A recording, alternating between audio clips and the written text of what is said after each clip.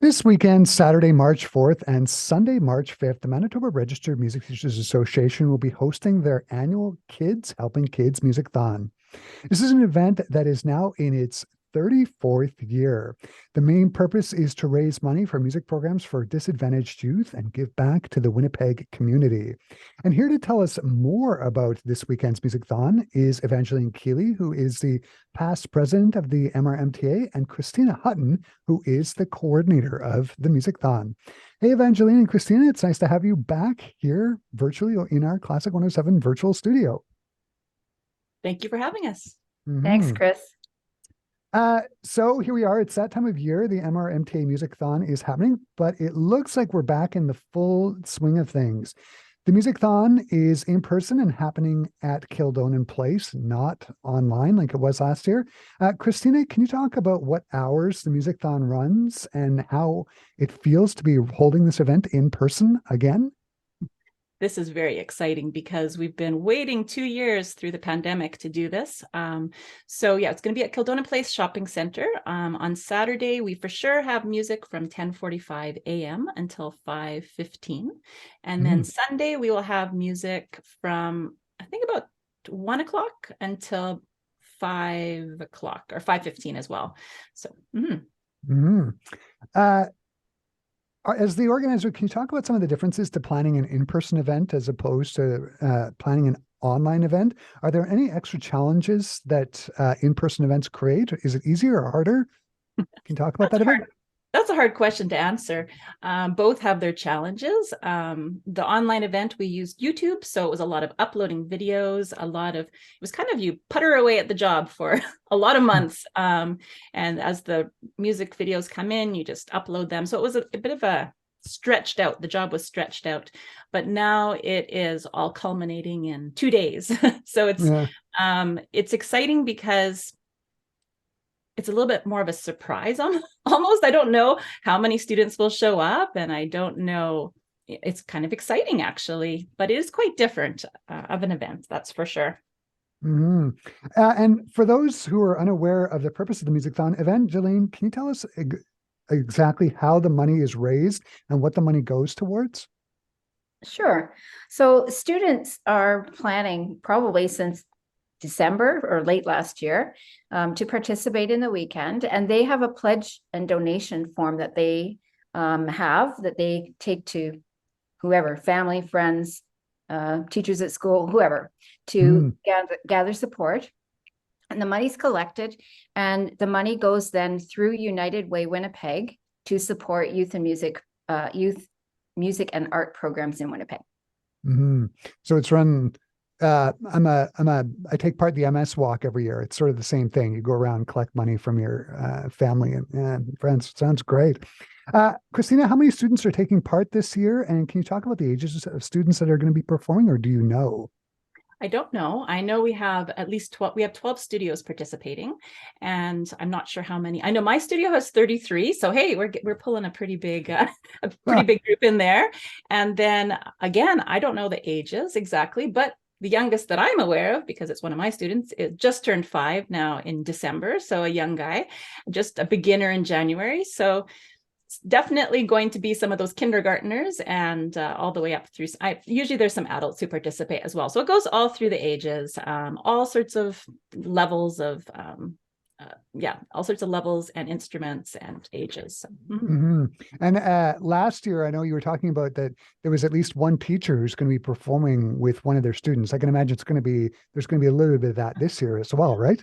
Well, we are prepared. We have some duet ensemble books coming. So that's what I'm hearing. So we're prepared to build some of the gaps with music, and however it looks, we're going to keep the music going this weekend. So we're excited to be able to share as well as teachers. Is there going to be any kind of an MC or a host, or is it just going to be sort of students showing up and performing? Well, I'll be stepping into MC as needed. And then sometimes the teachers, like when the teachers come with their student groups, then if they feel comfortable, then they'll MC their groups probably. But that's usually how it's worked throughout the other events that I've been part of. But yeah, I'll definitely be MCing as needed. Nice. Maybe Evangeline too, maybe. Sure. Evangeline, what's the goal for fundraising this year? And can you talk about how long the donation window is? Where can people go to donate, and when's the cutoff date for donating for the Musicthon? So our goal this year is $5,000. And I just actually checked our MRMTA website before we came on, and we're a third of the way there already. So that's pretty exciting. Mm, So yes, people can go to mrmta.org, and mhm, right on the homepage at the very top, very close to the very top, is click here to donate to Musicthon 2023. mhm. The cutoff date, I believe, is March 17th, Christina, is that right? Yes. Mhm. People And can for donate until March 17th. amazing. And for our Classic 107 listeners, I've embedded a direct link to their donation site on the Manitoba Registered Music Teachers Association's website. And you can find that at classic107.com in the article that's posted there. I know last year, and you alluded to this before, had teamed up with United Way. I'm going to ask a question to both of you. What is the advantage to teaming up with the United Way? Maybe Evangeline, okay, to start with that. Yeah. Or Christina? Yeah, I'm actually going to pass that to Christina. Okay. Yeah, well, it's our second year teaming up with them. I think the big thing is that they're a very well established charity that is well known in the community.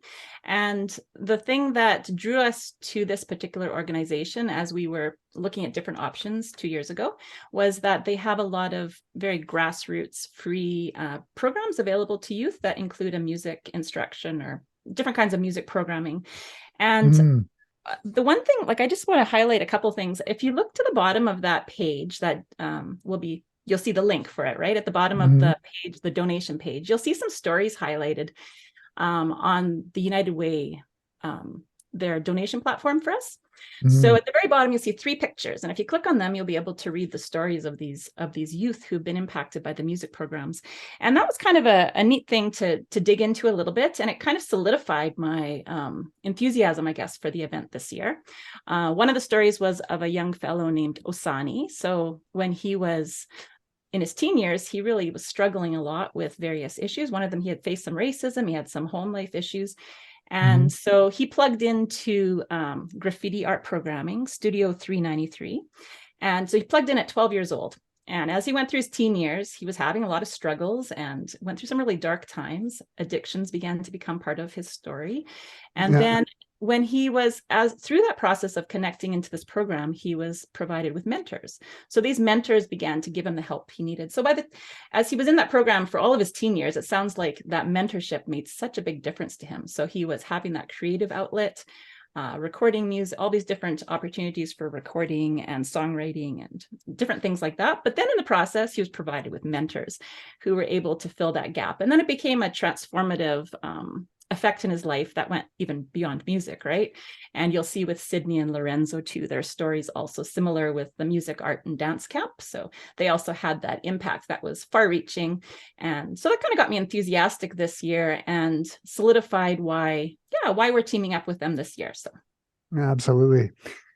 Evangeline and Christina, again, it sounds like it's going to be a fantastic event this weekend. Thanks for taking the time to talk to me. For our Classic 107 listeners, like I said earlier, I have embedded a direct link to the Musicthon page in the article you can find at classic107.com. Evangeline and Christina, thanks again. Thank you very much. thank you.